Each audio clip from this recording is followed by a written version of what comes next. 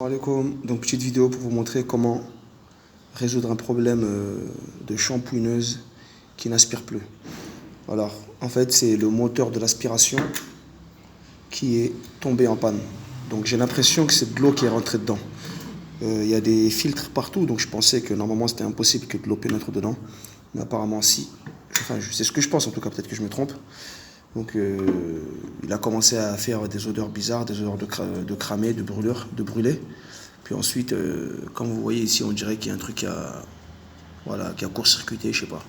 Et donc ça m'a sorti des fumées et puis il s'est arrêté. Il a arrêté de fonctionner. Donc j'ai eu beaucoup de mal à l'ouvrir parce que j'ai essayé. Vous voyez les vis, c'est des vis comme ça.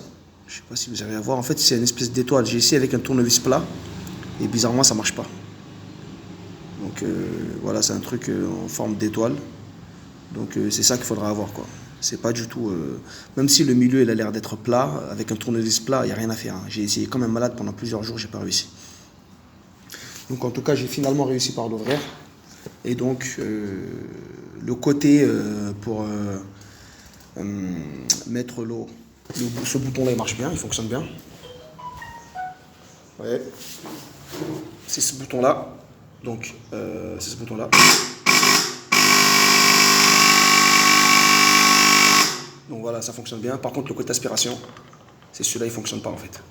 Ça ne fonctionne pas parce que voilà, ça a court-circuité. Du coup, c'est tout simple. Il faut juste retirer toutes les vis en dessous. Toutes les vis qui sont en dessous, on les retire. Donc, comme je vous ai dit, il va falloir vous munir de ce genre d'outil-là. Voilà, en forme d'étoile. Hein. Et par contre, il faut qu'il soit bien long, hein, parce que les vis, elles sont vraiment enfoncées de manière profonde, quoi. Elles sont vraiment tout au fond. Voilà, elles sont très loin, les vis.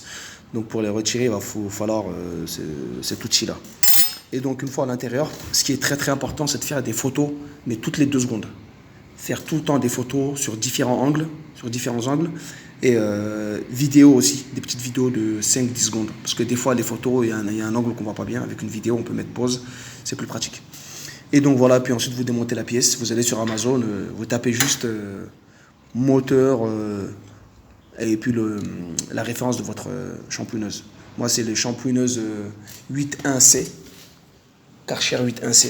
Et donc sur Amazon j'ai trouvé ça très facilement, il y avait Amazon Choice, donc enfin ce qui est plus recommandé, quoi. Donc voilà, j'ai trouvé ça à 70 euros. Donc c'est super parce que moi j'avais voulu acheter une nouvelle shampooineuse, ça coûte quand même 600 euros, donc... Et là, je me suis rendu compte qu'en réalité, non. Donc tout fonctionne, c'est juste l'aspiration qui ne fonctionne pas. Et donc la partie aspiration, c'est géré par cette pièce-là. Donc une pièce comme ça, j'en ai trouvé une sur Amazon, donc 70 euros. Je vous fais cette petite vidéo parce que j'ai beaucoup galéré pour savoir comment on fait. Et donc je vous fais cette vidéo pour que ça puisse servir à quelqu'un d'autre. Voilà, merci. Assalamu alaikum.